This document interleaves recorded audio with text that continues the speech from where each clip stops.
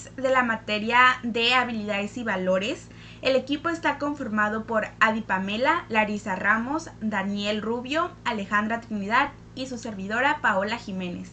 Vamos a exponer nuestro cuadro sinóptico sobre el tema de las emociones. Cada integrante va a exponer un tema en específico. La importancia de las emociones en la adolescencia. La adolescencia es una etapa de muchos cambios en la que no saber manejar tanto las emociones positivas como negativas puede generar problemas psicológicos que al no ser tratados debidamente pueden provocar trastornos psiquiátricos tales como la depresión. Sin embargo, los jóvenes tienen la posibilidad de aprender a regular sus emociones. La forma en que ellos pueden influir en cómo experimentan estas emociones y cómo las expresan. Todas esas actitudes y comportamientos son normales dentro del periodo de la adolescencia y debe ser propio del adolescente el que a través de la inteligencia emocional consiga por sí mismo ir analizando las diferentes emociones que vive y aprender a dominarlas.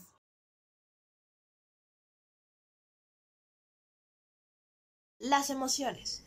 Todos estamos de acuerdo que cuando alguien nos pregunta qué son las emociones, es más o menos fácil definirlas, pero es que normalmente decimos lo que entendemos y lo que significan las emociones para nosotros, porque llegar a un concepto unánime de lo que son las emociones llega a ser un poco más complicado y más profundo. La palabra emoción deriva del latín emotio, lo que significa movimiento o impulso. Podemos decir que las emociones son unas reacciones psicofisiológicas en las que representan nuestra manera de adaptarnos a ciertos estímulos, como por ejemplo alguna persona en específico, algún suceso, un recuerdo o algo que sea importante para nosotros. Es aquello que sentimos y percibimos de algo o de alguien. Por su parte, los sentimientos son consecuencia de las emociones, por esto son más duraderas y se pueden verbalizar. Hay que tener en cuenta que cada emoción tiene una dirección y un propósito. Esto, a la hora de resolver problemas, primero sucede una situación que nos hace pensar, luego llegan nuestros pensamientos, lo que nos hace sentir y nos motiva a hacer una acción.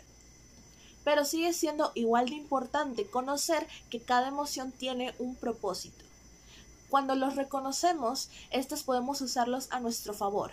Esto sirve como una herramienta de desarrollo personal y evolutivo. También hay que tener en cuenta que cuando no sabemos reconocer una emoción, esta puede ser perjudicial para nosotros, ya que podemos reaccionar de una manera excesiva, lo cual nos puede costar adaptarnos.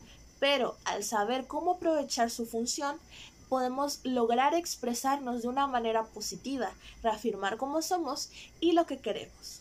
Bueno, yo les voy a hablar sobre la tipología de las emociones con base a su funcionalidad. Tenemos las emociones primarias y las secundarias. Las primarias son aquellas con las que nacemos, son innatas, naturales y no aprendidas, cumplen con una función biológica y adaptativa. Esto indica que solamente duran lo necesario para cumplir un objetivo, hacernos reaccionar hacia algo. Esto quiere decir que las emociones primarias no dependen ni de la sociedad en la que viven, ni en la cultura, ni en la experiencia vivida. Entre sus ejemplos podemos encontrar la alegría, la tristeza, ira, enojo, miedo y dolor, pero existen otras. Bueno, ahora vamos con las emociones secundarias, las cuales son las que se desarrollan a partir de las emociones básicas. Al ser más complejas, se necesita que la persona tenga un grado de desarrollo cognitivo para poder ser elaboradas. Estas comienzan a desarrollarse alrededor de los 2 a 3 años de edad. Son emociones que surgen en un contexto de relación interpersonal, es decir, son las que se desarrollan a partir de la experiencia, por consiguiente están conducidas por los procesos de aprendizaje y sociabilización. Entre algunos ejemplos de las emociones secundarias podemos encontrar el amor, la vergüenza, culpa, orgullo, placer y celos, aunque existe muchas más ejemplos de este tipo. Les voy a hablar acerca de la tipología de las emociones en base a su polaridad. Puede dividirse por su esencia polarizada en emociones negativas y positivas. Las emociones positivas hacen referencia al conjunto de emociones que se relacionan con sentimientos agradables y se entienden la situación como beneficiosa y se mantienen en un espacio corto de tiempo, ¿no? Las emociones positivas, un ejemplo de ellas puede ser la felicidad, la esperanza, la alegría, el gozo, el humor, entre otras. Cabe destacar que las emociones positivas son movilizadoras es decir, que tenemos más ganas de hacer las cosas y nos desempeñamos mejor. Las emociones negativas hacen referencia al conjunto de emociones que estimulan sentimientos desagradables y consideran la situación que se presenta como dañina. Algunos ejemplos de ellas pueden ser de estas emociones negativas son el miedo, la ira, la tristeza, la desesperación, el disgusto, el estrés y entre otras. Lo ideal para nuestra salud mental y adaptación a nuestro entorno social es decir, el justo equilibrio entre emociones positivas y negativas. Aunque es cierto que las primeras contribuyen bastante a nuestra salud. Soy Larisa y vengo a presentar el modelo de la ampliación y de la construcción desarrollado por Barbara Fredrickson. Empecemos con la definición del modelo. En 1998, la doctora Barbara Fredrickson elaboró este modelo para explicar la función que cumplen las emociones positivas en contraposición con la función que se le atribuye a las negativas. Tradicionalmente se partía de una visión en la que las emociones solo se podían considerar como tales si cumplían dos requisitos. Toda emoción se asocia necesariamente a tendencia de acción específicas, como por ejemplo luchar o escapar. Y dos, toda emoción tiene como resultado una tendencia de acción física. Siguiendo el ejemplo anterior, atacar o huir de la situación o estímulo que ha provocado esa emoción. Ahora, los componentes del modelo. Según el modelo de Fredrickson, hay tres efectos secuenciales de las emociones positivas. Está la ampliación, que las emociones positivas amplían las tendencias del pensamiento y acción. Está la construcción, que debido a la ampliación se favorecen las construcciones de recursos personales para afrontar situaciones difíciles o problemáticas. Y la transformación. Esta construcción produce la transformación de la persona, que se torna más creativa, muestra un conocimiento más profundo de las situaciones, es más resistente a las dificultades y socialmente mejor integrado, con lo que llega a una espiral ascendente que lleva a que se experimenten nuevas emociones positivas. Entre los tres ejemplos están la alegría. La alegría se experimenta como radiante y ligera, los colores parecen más vivos, caminas con fuerza, tu cara se ilumina con una sonrisa y un brillo interior. Está la gratitud, que abre tu corazón y genera el impulso de corresponder, hacer algo bueno a cambio, ya sea por la persona que te ayudó o por alguien más. Y está la serenidad, en cuanto sueltas ese largo suspiro porque estás en una situación de lo más agradable y adecuada. Modelo de la rueda de las emociones por Robert Plutchik.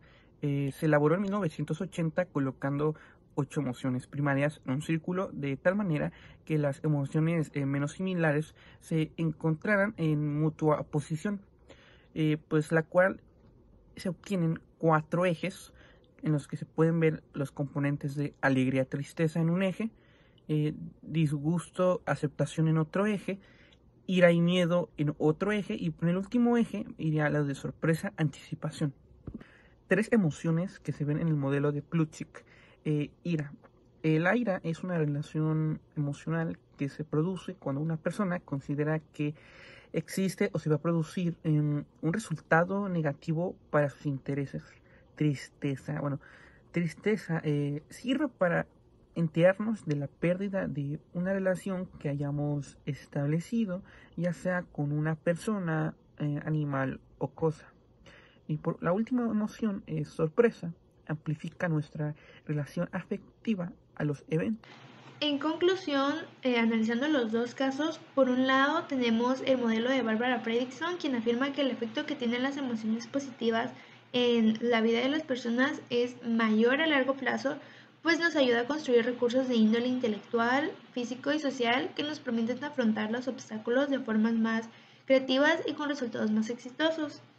Y por el otro lado está Robert Plutchik, quien en su momento divide las emociones en dos tipos, las emociones primarias o básicas y las emociones secundarias y complejas. Además, las emociones también pueden dividirse por su esencia dicotomática o polarizada en emociones positivas y emociones negativas.